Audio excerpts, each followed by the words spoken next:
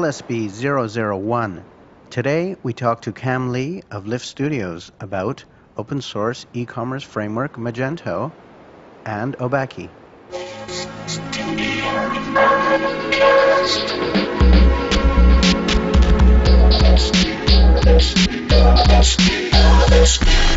It's Thursday afternoon, March 5th? Yeah, it's crazy. 2009.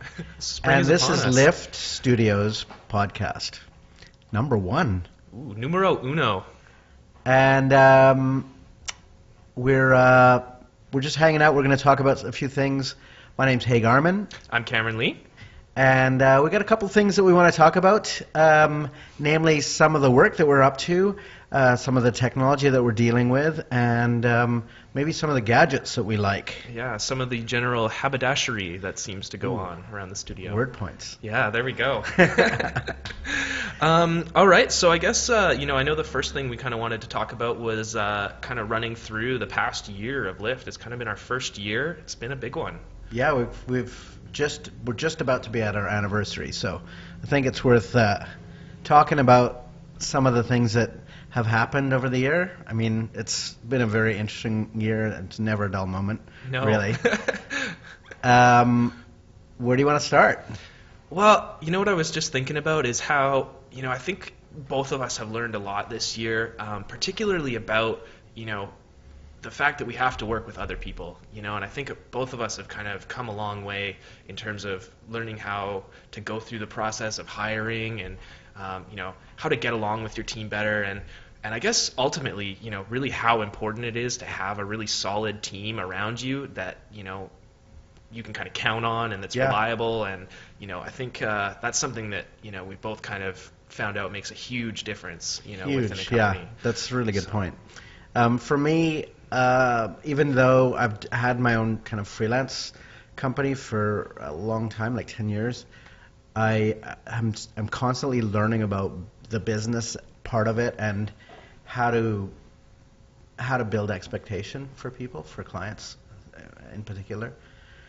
So that's been a huge challenge, and for the most part, it's been really great because we've got some clients that are very, very happy with the work we're doing. We're really happy with the work we're doing, so the balance is kind of starting to happen, so I'm feeling really good about that. Totally, and I think, as we were kind of talking about getting started up with Lyft, I know that was something that, we both thought that was really important, was, kind of structuring the company and setting it up in a way such that, we could do work that we were going to be proud of and also kind of happy to do. You know, it's a lot of firms are kind of unfortunate to get kind of the schlocky work that, no designer or developer is really a big fan of doing. Yeah, so, for sure. I feel pretty lucky that, we get to do work that we're stoked on a fairly regular basis. So is there anything, just, thinking about the year in passing, is there anything in the year ahead that you're like really hoping happens?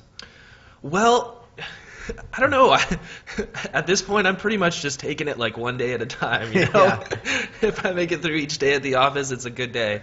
So we're busy. It's been really busy. So I haven't had a whole lot of time to really be thinking about the future right now. But I guess the big thing is I'm really just kind of can't wait to see Lyft kind of continue to grow.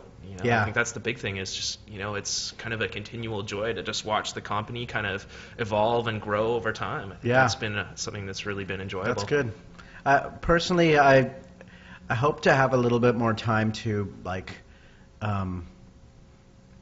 what's the right word? Experiment, hack, just like make some mistakes, just bum around and just kind of try things out. Because I don't really have that much time to do that anymore, and it's been a really big part of me growing as a creative person. So, like whether it's coding or design or like just actually like soldering stuff together and things like that. Really, it's like part of the creation process of making stuff physically. I need to get back into that a bit more, and that I just haven't had the time to do it. So. I'm hoping that kind of comes back to me.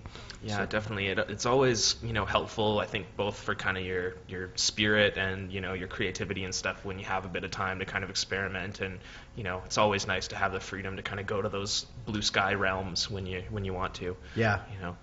So let's talk about one of the projects that you've been hugely involved in. Like, you've been basically spearheading the whole thing. Yeah. And I've been like giving you as much space as you need for that, and you've been really kicking ass with it. So Yeah, well, at this point, I'd almost like to start giving the project its own space, you know. Obakki is a fairly high-end kind of fashion house in Vancouver here, and you know, they are producing lines fall, winter, and spring and summer each year. So they've kind of constantly got you know, gorgeous new lines of clothing. I know I'm absolutely drooling over some of their stuff that they've got for sale now. Pretty high end. Yeah, definitely out of my price range, though, unfortunately. So to add to who Obakki is, they're a company that primarily do wholesale clothing, and maybe you can correct me if I'm wrong, but it's mostly women's clothes, although they definitely have a huge men's line as well. And they've opened up one store in Vancouver here in Gastown. Yeah, it's right down on Gastown. You know, they're in a really perfect area. You know, all the very kind of high fashion stores are right in that area, so you know, they've got a pretty prime location set up in there. And they've actually, I don't know if you've been into the retail space, but it's really gorgeous. It's very nice. Yeah. So definitely matches the kind of quality level of their clothing there. Yeah, that's for sure. But the thing about Obakki that I find really surprising is how much they distribute their clothes out to the rest of North America. It's really surprising. You know, I had no idea when I first started working with them, you know, how many different stores they go to. I think there's about 60 of them in total. Well, I heard something like 12 in New York City alone, just boutiques. Yeah. So obviously, you know, they're getting their word out, and their product is in demand. So that's definitely great for them. Mm-hmm. The whole project kind of got started when they kind of came to me originally before I was actually working with Lyft to kind of build out a very basic kind of e-commerce solution for them. And I remember it clear as day, like the first meeting, you know, going in there and them saying, you know, we kind of want to start doing some e-commerce. And the first thing I said was, you know, you're going to want some sort of kind of content management system here. You're going to need something to manage your inventory and, you know, all that sort of stuff. And, you know, they were kind of, at the time, they were a little apprehensive about it. You know, I let them, I was pretty clear that, you know, the costs of doing something like that are fairly substantial, and, you know, maybe that made them a little bit nervous. So initially we went ahead, you know, developing a very kind of scaled back e-commerce solution, which really only showcased, you know, a couple of kind of product lines, and there was no actual kind of transaction online. You know, it was essentially just kind of an ordering system where, you know, customers could come online and say, you know, I want this product, and this product, and they would then kind of have to do the transactions over the phone. Which at first was a good kind of first, you know, initial step for them. But I think once they got that up and running, and they saw how much work it really actually took to kind of manage that, and, you know, as soon as they started making some sales on a regular basis, I think it really hit home for them that, like, you know, hey, we need some kind of technology to really help us manage this whole system. So that's where Lyft kind of came in. And so, you know, again, we were kind of contracted to develop, you know, the next level, kind of a fully robust e-commerce solution for them. Yeah, and even though they really loved that Flash interface that you built them, we had to really kind of do a bit of soul searching and figure out that Flash is not really the appropriate technology here. Yeah, definitely. And what we ended up going with was this open source e-commerce framework called Magento. Yeah, you know, I'm sure all of you kind of tech heads out there are probably saying, ooh, Magento. It's I've kind of heard word on the street is it's kind of the new kid on the block. Yeah, I know a lot of the kind of Drupal guys out there are kind of starting to suss it out, you know, starting to kind of put the feelers out and start to kind of grope around in the Magento world a little bit. And I mean, you know, I guess we kind of just took we just jumped in the deep end with it. We did, and as we do with most of the software that we'd learned. Yeah, definitely.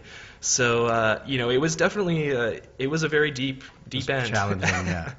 But, you know, overall, you know, now that we're kind of used to working with it and stuff, it's been really great. And I know now that we've kind of got the site up and running, and since we've kind of been working with it, and they're actually starting to push some transactions through, it's been really great working with it. Yeah, well,